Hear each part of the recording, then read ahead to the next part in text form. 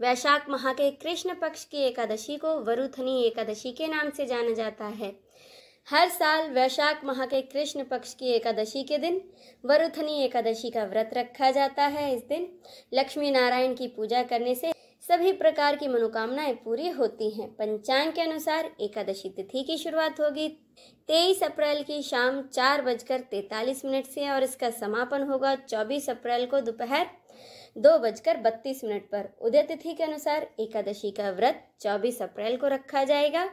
एकादशी व्रत का पारण किया जाएगा 25 अप्रैल को सुबह 5:46 से 8:23 के बीच। अब जाने पूजा विधि। वरुथनी एकादशी के दिन प्रातःकाल स्नान के बाद भगवान विष्णु का ध्यान करते हुए व्रत का संकल्प लेना चाहिए। इसके बाद एक चौकी पर पीला कपड़ा बिछाकर भगवान विष्णु की मूर्ति या फिर तस्वीर की स्थापना करनी चाहिए। इसके बाद भगवान को गंगा जल से स्नान करा के नए वस्त्र अर्पित करने चाहिए। उनका तिलक करना चाहिए। जहाँ तक हो सके तिलक पीले चंदन से करना चाहिए। भगवान को पीले रंग के फूल, फल, मिठाई आदि चढ़ाने चाहिए। फिर भगवान को धूप दीप दिखाकर दूध, दही, घी, शहद और चीनी से बने पंचामृत का भोग लगाना चाहिए। भगवान विष्णु के सहस्र नाम का पाठ करना चाहिए। साथ ही वरुथनी एकादशी व्रत कथा पढ़नी या फिर सुननी चाहिए। अंत में भगवान की आरती करके सभी में प्रसाद बांटना चाहिए और भगवान से जाने अनजाने में हुई पूजा में गलतियों के लिए क्षमा याचना करनी चाहिए। अब सुने वरुथनी एकादशी की कथा। एक बार धर्मराज युधिष्ठिर भगवान श्री कृष्ण से बोले कि हे भगवान, मैं आपको नमस्कार करता हूँ। आपने मुझे चैत्र मास के शुक्ल पक्ष की कामदा एकादशी के बारे में विस्तार पूर्वक बतलाया है। हे भगवान, अब कृपा करके आप मुझे वैशाख माह के कृष्ण पक्ष की एकादशी के बारे में बतलाइए। इस एकादशी का नाम क्या है तथा इसकी विधि एवं महात्म्य क्या है। भगवान श्री कृष्ण ने कहा कि हे राजन, वैशाख माह के कृष्ण पक्ष की एकादशी को वरुथनी एकादशी के नाम से जाना जाता है। यह एकादशी सौभाग्य देने वाली, सभी पापों को नष्ट करने वाली तथा अंत में मोक्ष देने वाली है। इसकी महात्म्य की कथा को मैं आपसे कहता हूँ, ध्यान से सुनिए। प्राचीन काल में नर्मदा नदी के तट पर मानधाता नामक राजा राज्य करते थे। वह राजा अत्यंत ही दानशील तथा तपस्वी थे।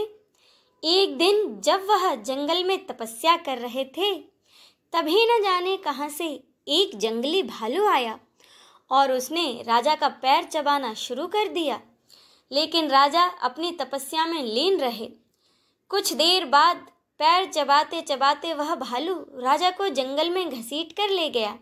तब राजा बहुत घबरा गया, मगर तापस धर्म अनुकूल उसने क्रोध और हिंसा ना करके भगवान विष्णु से प्रार्थना की और बड़े ही करुण भाव से उसने भगवान विष्णु को पुकारा। उसकी पुकार को सुनकर भगवान श्री हरि विष्णु उसी क्षण वहाँ पर प्रकट हुए और उन्होंने अपने चक्र से उस भालू को मार डाला। लेकिन राजा का पैर तो भालू पहले ही खा चुका था। अपने कटे पैर को देखकर राजा बहुत ही शोकाकुल हुआ। राजा को दुखी देखकर भगवान विष्णु बोले, हे वत्स, तुम शोक मत करो। तुम इसी क्षण मथुरा नगरी जाओ और वहाँ जाकर वरुथनी एकादशी का व्रत रखकर मेरी वराह अवतार की मूर्ति की पूरी श्रद्धा से पूजा करो। उसके प्रभाव से तुम फिर से एक बार पूरे अंगों वाले हो जाओगे। और हाँ, इस भालू ने जो तुम्हारा पैर काटा है, यह तुम्हारे पूर्व जन्म के अपराध का फल था। भगवान की आज्ञा मानकर राजा मानधाता उसी समय मथुरा नगरी की ओर चल पड़े और वहां पहुंचकर उन्होंने पूरी श्रद्धा से वरुथनी एकादशी का व्रत किया। इस एकादशी के प्रभाव से राजा फिर से सुंदर और संपूर्ण अंगों वाला हो गया। इसी एकादशी के प्रभाव से राजा मानधाता अंत में स्वर्ग को गए। माना जाता है जो भी व्यक्ति भय से पीड़ित है, उसे वरुथनी एकादशी का व्रत रखकर भगवान विष्णु का ध्यान करना चाहिए। इस व्रत को करने से समस्त पापों का नाश होता है और अंत में साधक को मोक्ष की प्राप्ति होती है। बोलिए भगवान विष्णु की जय। हर हर महादेव।